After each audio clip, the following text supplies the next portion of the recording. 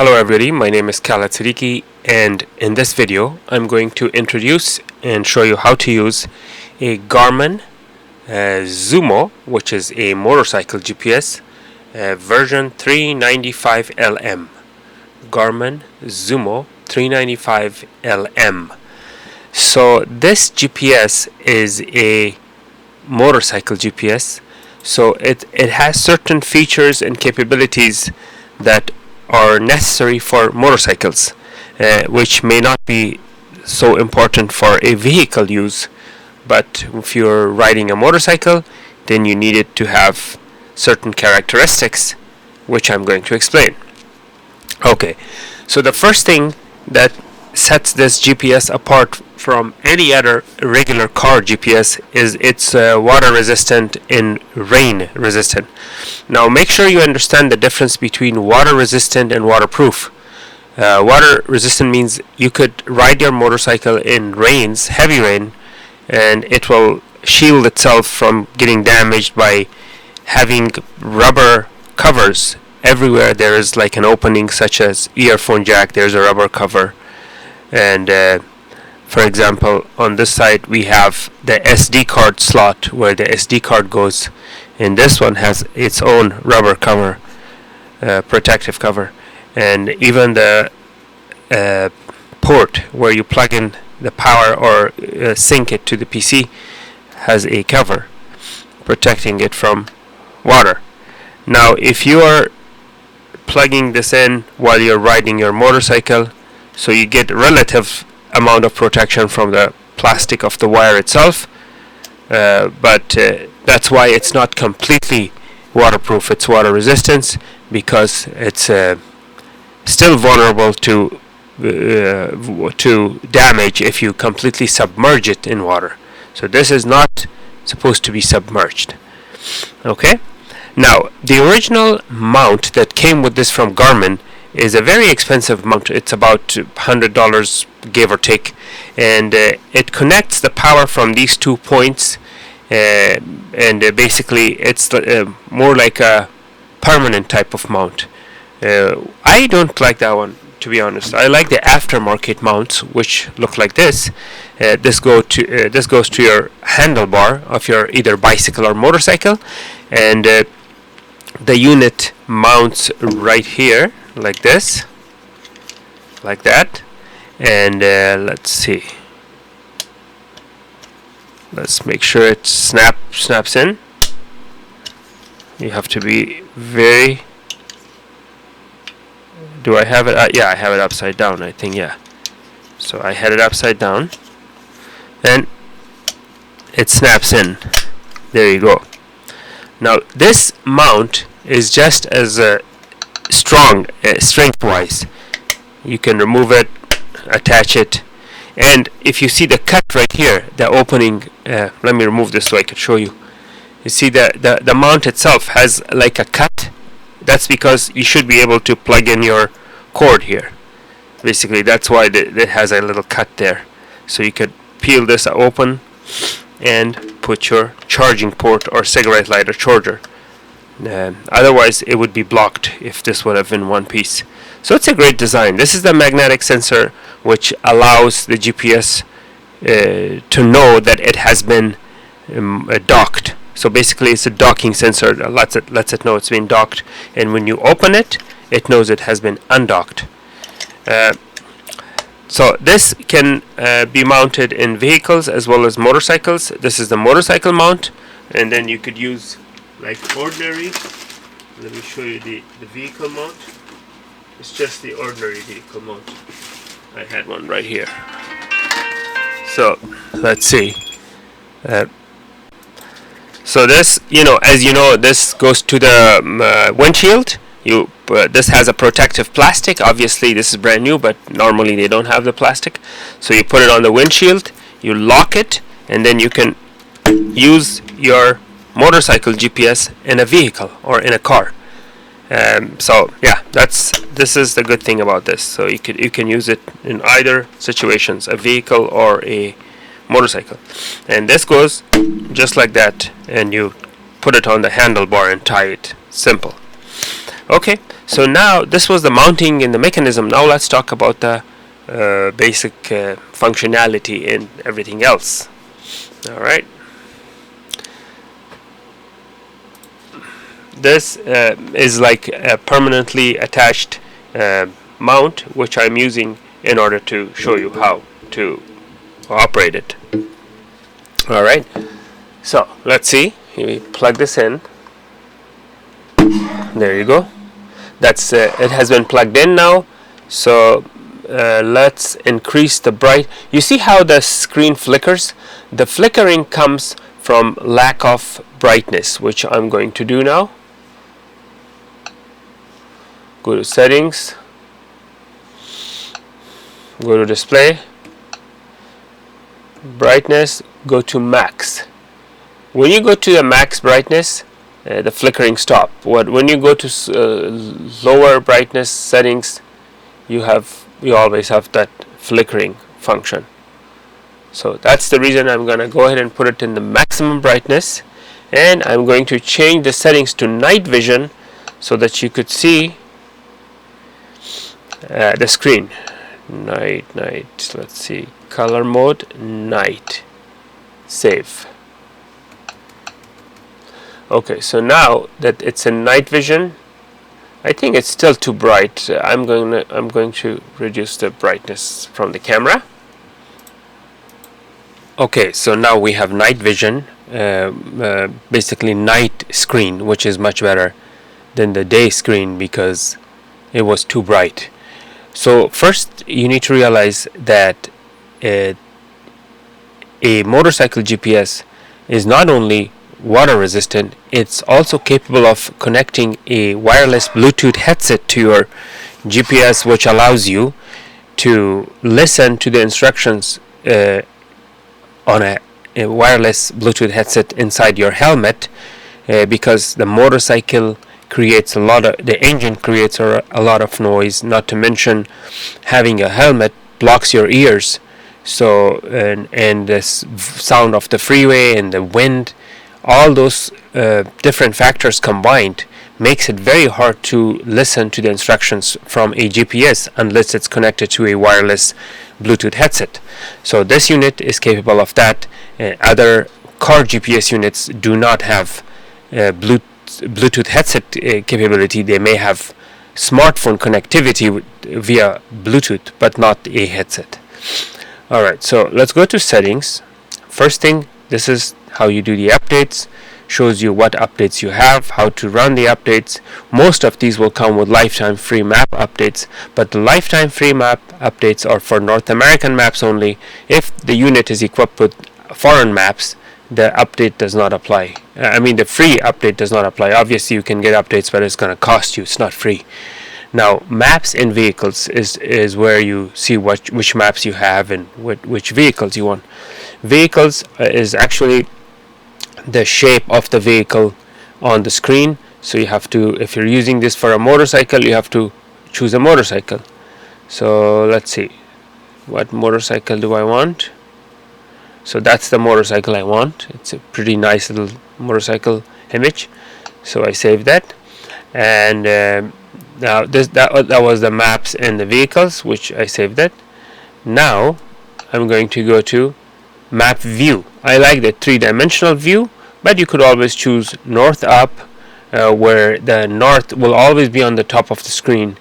And if you're headed south, your motorcycle will be moving downwards on the screen. So if you're making a right turn, you actually be going this way. It creates confusion. So 3D is much better to choose. Track up is also good, but then it's not a three-dimensional view. Whichever direction you're going to will be on top of the screen. Alright, so that's that. Save. Now the map details, I always like to have more details instead of less or normal. The more streets you could see, the better off you are, the better decisions you will make in order to take a shortcut or something than seeing fewer maps. For example, if you're riding on a very busy freeway and you're wondering if there's a side road next to the freeway that you could exit and take that instead because it's a very rush hour and the traffic is severely backed up, then you could do that because the side roads will be visible when you have more map detail. Okay, let's go to map theme. Map themes are different themes such as Garmin theme in Belgium, Denmark, different theme.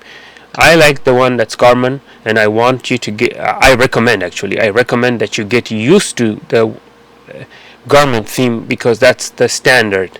And it's always good to learn everything electronic devices in a standard way than to customize it, because if you customize it based on your own preferences, you rent a vehicle or rent a motorcycle or something else, then you are not used to it. You have to spend another half hour customizing the rental unit because you were not used to the standard setting. Standard setting is much easier to get used to because everywhere, every GPS will have the same type of setup. Alright, so that's theme. Now we have map tools. These are the shortcuts that will appear on the screen. Whichever box you check, that shortcut will appear on the screen when you see the map tools. So basically, you have to, whichever one you check, the box that you check, that shortcut will appear. So basically this is choosing a bunch of shortcuts on the main screen, and currently it's the default. I'll leave it like that, but you could choose it differently there. Alright, now map layers. Map layers shows your existing map, and another layer that shows where you have traveled so far, like your routes or your previous destinations that you have taken. So it's a good thing to have the map layers. And up ahead places, another layer. Custom maps is another layer. These are the different layers that you can choose. That's a self-explanatory. You know that. Okay, so let's see what this is. Audible rider alerts. So these are the alerts that you want to be informed about, like speed limit reduction. You could select all, or you could select whichever one you like. Speed limit exceeded, animal crossing. If there is a sign on the road that says like deer crossing or cows crossing or any animal, the GPS will give you not only visual warning, but also audio warning on your headset or speaker, telling you that this is what's coming. So basically this is audible warning if you click on it. Alright, railroad crossing, schools. So the curves are very important for motorcycle riders because you don't want to be going to a curve at high speeds. So this is very important to be warned about, especially if you're going up in the mountains where the road is really curvy. Alright, so that's that. Auto zoom. This is, some people prefer this, some don't, but the way it works is that as you speed up, the map will zoom out and show larger area. As you exit from the freeway and slow down, the map will zoom into a much smaller area. So some people prefer this, some people don't, but you could choose it, select or deselect it. So the my maps, now these are the maps that are installed. Whichever map you have will be installed in this unit. So these are this has the South American, Central American, North American maps, and you could have any map based on what your needs are. So let's see. Now the navigation preferences at this time is for vehicle. You have to change it to motorcycle. So let's change it to route preview. Yeah, calculation mode is faster time. This is another thing, Garmin adventurous routing. It will take you to adventurous routes. Fatigue warning, if you're getting too sluggish and you need to take a break, especially if you're a truck driver, you need to pay attention to the fatigue warning. Calculation mode faster time is the best, but if you choose shorter distance, it could be full of traffic lights and alleys and dirt roads. So fastest time means it might take you to a longer route, but you will be traveling at higher speeds with higher speed limits, and you will get to your destination faster compared to a shortest distance.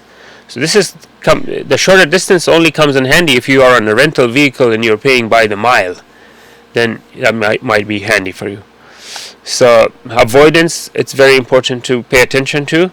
So what do you want to avoid? U-turns, highways, ferries, carpool lanes, unpaved roads. So if you are always traveling alone, you always want to avoid the carpool lanes. But I'm not sure what the motorcycle laws are as far as carpool lanes are concerned. I believe in some states you could use the carpool lane if all you have is a motorcycle, which takes a lot less space on the road. So ferries, the little basically transportation ships that take you from one corner of the either ocean or river or dam or bay to the other side of the bay. That's what that's for. Okay, so let's see. Off-route calculation. This means that if you made a mistake and went off the route, it will automatically recalculate to get you back on track. That's good to have. It should be automatic. You could do it manually. You could say prompt, but this automatic is what I recommend. Custom avoidance. You can avoid certain things that you don't want yourself. Add a custom avoidance. Toll roads. It should always ask you whether it's taking you to a toll road, or it should automatically avoid a toll road, or it should go to toll roads regardless. This is what you can choose. You could say always ask, avoid, allow. So that's what that is. Restricted mode. This is for safety only. For example, if you are traveling and your motorcycle is in motion, it doesn't allow you to enter addresses or do any kind of a thing on the screen, because for your safety. If you disable this, it will allow you to enter an address even while you're in motion. So this is up to you if you want to take a chance on that. So GPS simulator, leave it unchecked all the time, because it will turn off the satellite receptor antenna and it will simulate. This will automatically be disabled when you're entering an underground road or a tunnel. The unit will start simulation based on your entry speed, which is usually off. For example, if you enter a tunnel that's a mile long at 30 miles per hour, the GPS will simulate your location inside the tunnel at the rate of the number of miles per hour that you entered the tunnel. So let's say you entered the tunnel 50 miles an hour. It assumes that you're still going 50 miles an hour inside the tunnel, when there could be a traffic jam inside the tunnel and you might be going much slower. So the simulation mode is not accurate, but in certain criterias there is no chance, but you have to choose that, especially underground roads or streets that are inside tunnels.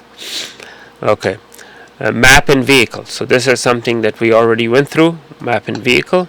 And the navigation, you could choose we went through that already.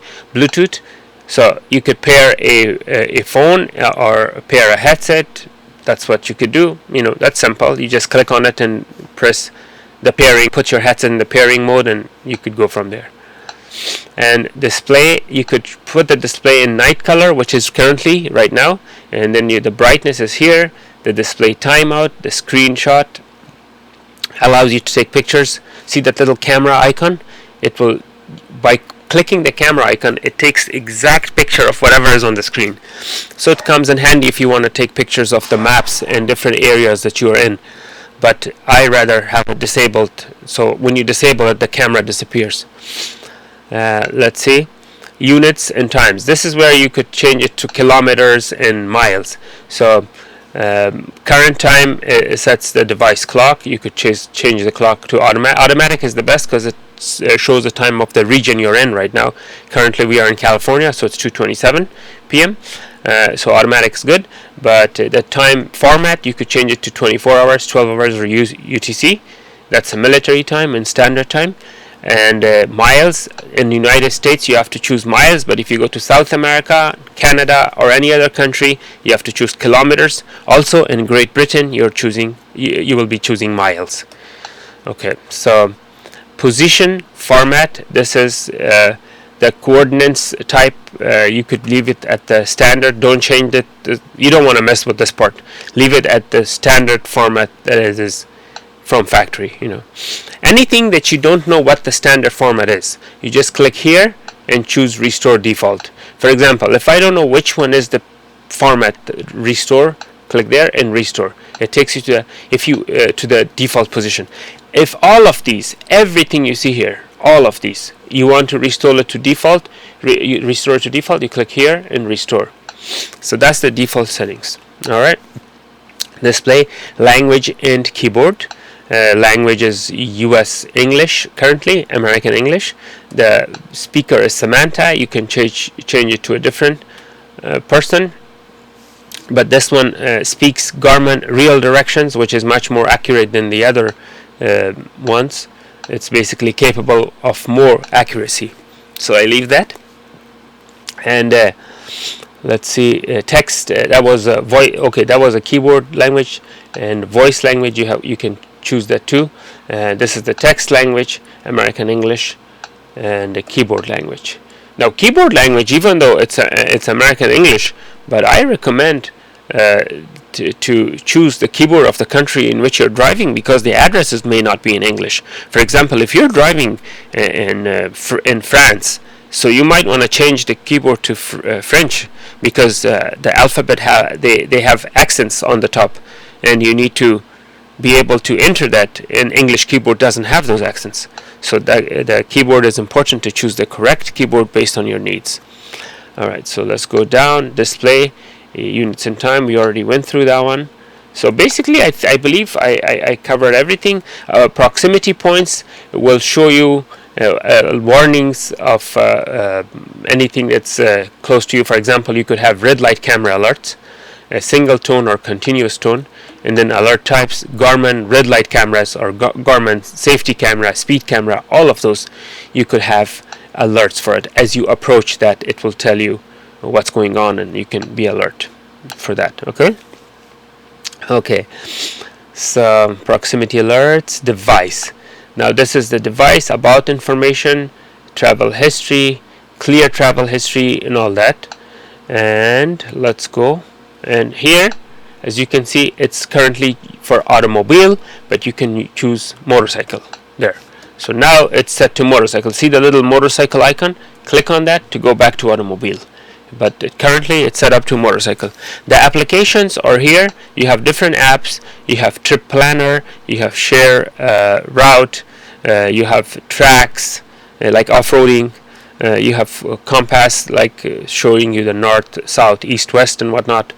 Fuel settings, you could change the fuel settings, but depending on what kind of fuel your motorcycle takes, so you could save and go to economical routes, and also location of fuel stations or gas stations which carries your specific type of fuel. For example, if your vehicle uses diesel, you're driving a big old truck, obviously you don't want to go to a gas station that doesn't have diesel.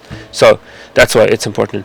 Tire pressure, for this you have to buy a special accessory that goes on like a little cap that goes on top of your tire nozzle, and then it reports the tire pressure to your GPS. It's a very good unit, good thing to have. So if your motorcycle tire pressure goes down, your GPS will tell you what your tire pressure is. So this is the VIRB camera to record your rides and whatnot. You could connect that if you wanted to. This is a round trip calculator to give you more accurate round trip planning. This is track back. If you want to go exactly the same route you came, so track back to the exact route. It's great if you're doing off-roading, so you don't get lost in the middle of nowhere in a desert.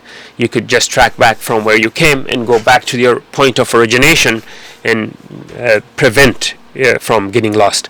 Phone, you can hook up your phone, create phone calls from the screen, GPS screen. You could sync your phone and even see all your contacts on the screen. You could do that. Service history, that's how often you have basically changed the oil or any other service in your vehicle. You could put you could create a log file explaining the service history. Foursquare is a point of interest service. It shows you the points of interest. Now Foursquare is a good thing to have, and it's good to have your Foursquare up to date, because the point of interest change. For example, if your map is out of date, you don't have to worry too much. But because not too many roads are created every year, but if your point of interest is out of date. Then you end up going to a restaurant that's out of business, or is no longer there, or you going to a Starbucks that's no longer there, or going to a 7-Eleven that's way too far when there's another 7-Eleven right next to you that just opened like 6 months ago, but your GPS doesn't know that there's a much closer 7-Eleven. So that's why it's good to have that points of interest always up to date. This is where I've been, shows where I've been. This is help, self-explanatory. Last spot you parked, and helmet guide. This is instructions on how to use your motorcycle helmet based on each different state, what the laws are and everything. So that was the application. Volume control is very simple, and that's the settings for how you want the volume to be controlled. The phone is at 100%, navigation is at 100%. You could change these to have the phone lower volume than the navigation, but that's the current settings. And there are some advanced settings which I don't think I should be talking about it right now. But if you press the upper right corner of the volume screen, if you keep it pressed, keep your finger there for like 10 seconds, you will get to another screen where you could clear all the user data, go to demo mode, turn off the demo mode, and all the good stuff that basically diagnostics and much more settings that are not for average user, is for professionals. For example, CMS settings, mass storage setting, fatigue warning time. There's so many things. GPS setting. This I don't recommend to mess around with that. That's why they left it hidden, because average Joe would simply create more problem than good by going to the advanced settings. Okay, so that's it. That's basically all. And if you want to go to an address, you click where to, and that's what you need to read and pay attention. And if you want to go home, you have to enter your home address. Otherwise, you could go to your saved places or enter a new address and whatnot. That's it. I hope this was easy to follow and understandable. And if you have any questions, please comment. Don't forget to like and subscribe. I appreciate your time. Thank you.